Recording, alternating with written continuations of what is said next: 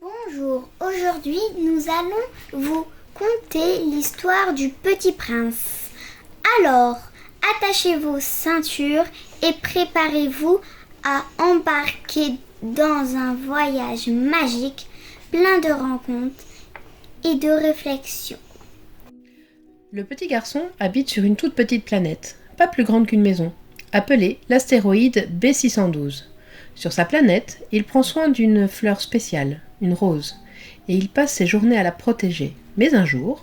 J'ai horreur des courants d'air. Vous n'auriez pas un paravent ? Dit la fleur. Cette fleur est bien compliquée, Pensa le petit prince. Le soir, vous vous mettrez sous globe. Il fait très froid chez vous. C'est mal installé. Ce paravent, par exemple. J'allais le chercher, mais vous parliez. La rose toussa pour mettre le petit prince en tort. Ainsi, le Petit Prince avait vite douté de sa rose. Il prit au sérieux des mots sans importance et était bien devenu très malheureux.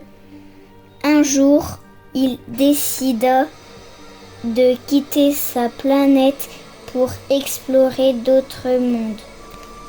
Sa première escale, il arrive sur une planète où vit un roi solitaire. Ce roi a une couronne et un très long manteau. Il est assis sur un trône majestueux. Il était très heureux de voir enfin quelqu'un sur sa planète. Approche-toi, que je te vois mieux. Puis-je m'asseoir ? Demanda le petit prince. Je t'ordonne de t'asseoir. Lui répondit le roi. Sire, je vous demande pardon de vous interroger. Je t'ordonne de m'interroger. Se hâta de dire le roi. Sur quoi régnez-vous ? Sur tout. Répondit le roi. Je voudrais voir un coucher de soleil. Faites-moi plaisir. Ordonnez au soleil de se coucher. Ton coucher de soleil, tu l'auras. Ce sera vers 7h40. Le petit prince bâilla et regretta sa planète, où le soleil se levait 44 fois par jour. Ce roi prétend régner sur tout ce qu'il vous met. Il est seul et il n'est à personne à gouverner. Le petit prince trouva les grandes personnes bien étranges.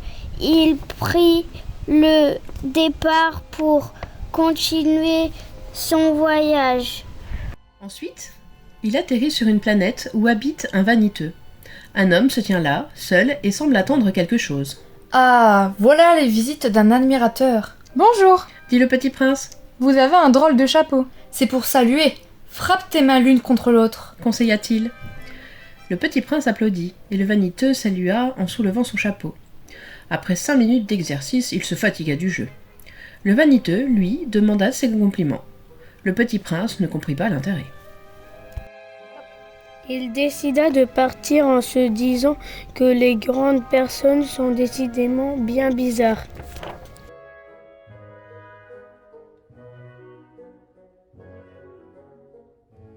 Sur une autre planète, il fait la rencontre d'un buveur. Cet homme avait de nombreuses bouteilles vides et pleines face à lui. « Que fais-tu là ?» demanda le petit prince. « Je bois. » répondit le buveur. « Pourquoi bois-tu ?» ?»« Pour oublier que j'ai honte. » avoua le buveur. « Honte de quoi ?» s'informa le petit prince qui voulait le secourir. « Honte de boire. » Le petit prince s'en alla perplexe. Les grandes personnes sont décidément très bizarres. Le petit prince arriva ensuite sur une planète tout à fait curieuse. C'était la plus petite de toutes. Il y avait juste de la place pour loger un réverbère et un allumeur de réverbère. « Bonjour. Pourquoi viens-tu d'éteindre ton réverbère ?» salua le petit prince. Je fais là un métier terrible. J'éteins le matin et j'allume le soir. Mais plus les années passent, plus la planète tourne vite. Bonsoir. Et alors ? dit le petit prince. Alors maintenant qu'elle fait un tour par minute, j'allume et j'éteins une fois par minute. Bonjour. Ta planète est tellement petite que tu n'as qu'à marcher assez lentement pour rester toujours au soleil. Quand tu voudras te reposer, tu marcheras, et le jour durera aussi longtemps que tu voudras. Ça ne m'avance pas à grand-chose. Ce que j'aime dans la vie, c'est dormir. Dit l'allumeur. Ce n'est pas de chance. dit le petit prince. Ce n'est pas de chance. Dit l'allumeur. Bonsoir. Le petit prince se dit que ce fut bien le seul dont il aurait pu être l'ami, mais sa planète était bien trop petite. Il regrettait surtout les 1440 couchers de soleil chaque jour. La dernière planète fut donc la Terre.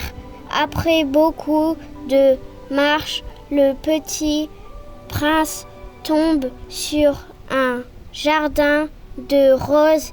Il se sent très malheureux car sa fleur lui avait raconté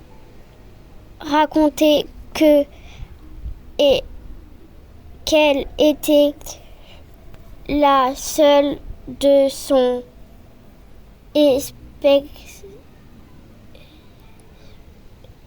espèce dans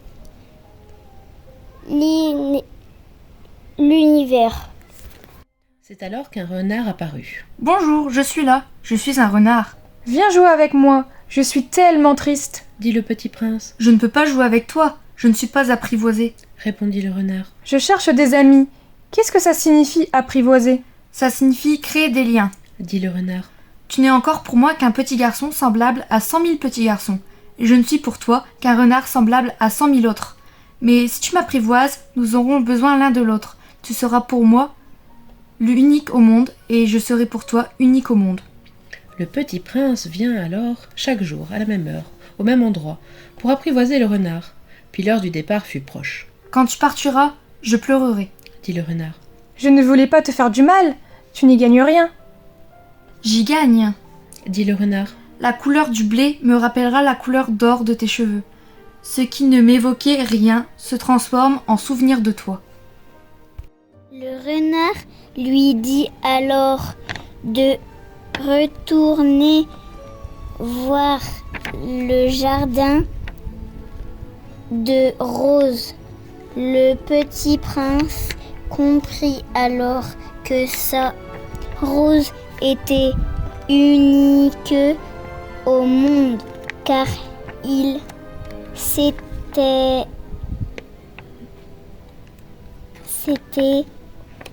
emprivoisé.